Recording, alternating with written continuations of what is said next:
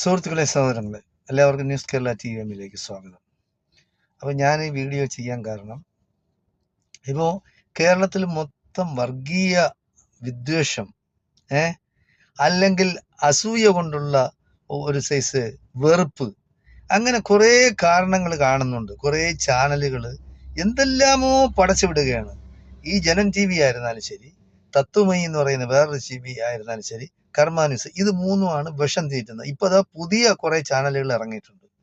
India live എന്നും മറ്റൊന്നും മറിച്ചതെന്നും പറഞ്ഞ് എണ്ണിയാൽ തീരാത്ത കുറെ ഉണ്ട്. അവർ രാവിലെ എണീറ്റ് വന്ന ഉടനെ തുടങ്ങുന്നത് വെറുപ്പും വിദ്വേഷവും എങ്ങനെ ജനങ്ങളുടെ ഇടയിൽ പടർത്താം, ജനങ്ങളെ എങ്ങനെ രണ്ട് തട്ടിൽ നിർത്താം, ജനങ്ങളെ എങ്ങനെ ശത്രുതയിലാക്കാം, ഈ നാട്ടിൽ എങ്ങനെ ഈ ജനങ്ങളെ തമ്മിൽ കലാപം ഉണ്ടാക്കിക്കാൻ ശ്രമിക്കാം എന്നൊക്കെയാണ് ഇവർ ചിന്തിക്കുന്നത്. എന്താ മനുഷ്യന്റെ ഗതികേട് നമ്മളൊന്ന് ആലോചിക്കണം.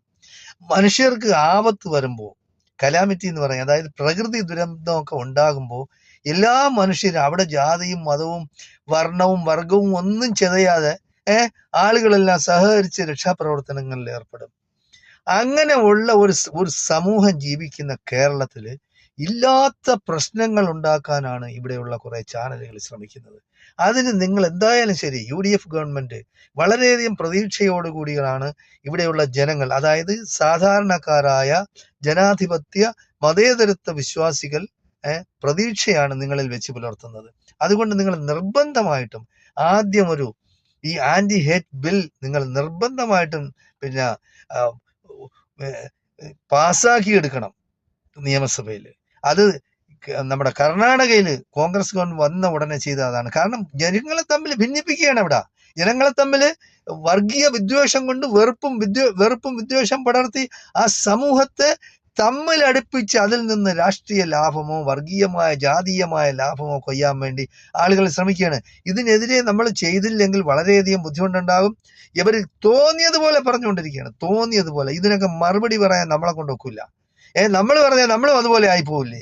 അപ്പൊ അതുകൊണ്ട് ഗവൺമെന്റ് നിർബന്ധമാണ് ചെയ്യണം. അതുപോലെയാണ് ഇപ്പോ ഈ മുസ്ലിം AP എന്നും EK എന്നും പറഞ്ഞ് രണ്ട് വിഭാഗമുണ്ട്. ഇവരും ഇതേപോലെയാണ്. അതായത് നല്ല താടിയൊക്കെ വെച്ച് നല്ല തലപ്പായൊക്കെ കെട്ടിയിട്ട് വന്ന് ഇന്ന് വിദ്വേഷ പ്രചാരണം. വിദ്വേഷം എന്ന് പറഞ്ഞാൽ തമ്മിലാണ്. അത് ഒരു സമുദായത്തിലുള്ളവരെ തന്നെ രണ്ട് തട്ടിലാക്കി ഇവർ നിന്ന് അങ്ങ് പറയാണ്. അതായത് അള്ളാഹുവിനെ ഭയമുള്ള ഈ മൊയ്ലിയാക്കന്മാർ ഇങ്ങനെ എന്താണ് തുടങ്ങിയിരിക്കുന്നത്?